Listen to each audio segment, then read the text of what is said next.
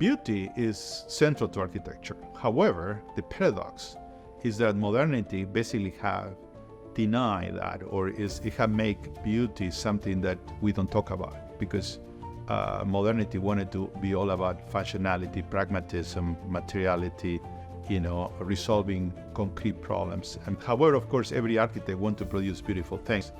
So architectural school have that challenge for forever. And as a professor of architecture, that to me was always a problem.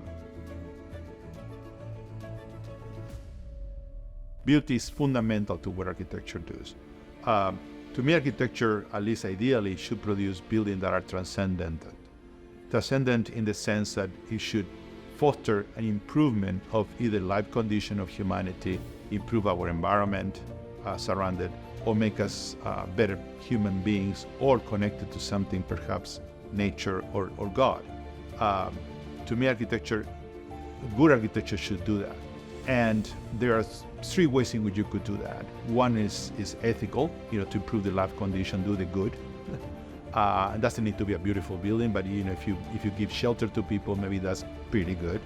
Hopefully it's better than just physical shelter, but that's good enough. Or if you do sustainable building that doesn't continue to destroy our natural environment, that's pretty good too. Net zero buildings and stuff like that. So that's doing the good. You could also begin to change cultural norms, begin to produce conditions that make people to question racism or question issues that are very endemic to our society that we need to change. I can think of museums or centers that foster that kind of situation. And then it can do through beauty. And beauty is a fundamental one, because we learn from the very beginning of history that whatever we find beautiful, we are attracted to. This Plato talked about that. Right? We only fall in love with what we find beautiful, and what we find beautiful, we want to know.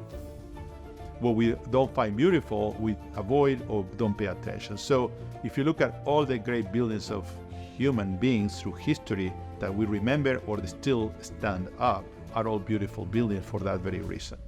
So the question, of course, then comes, okay, well, what is beautiful? And how you could produce beautiful buildings, how you teach that, or how you assess that, how you go about the business of being, of doing the beautiful thing.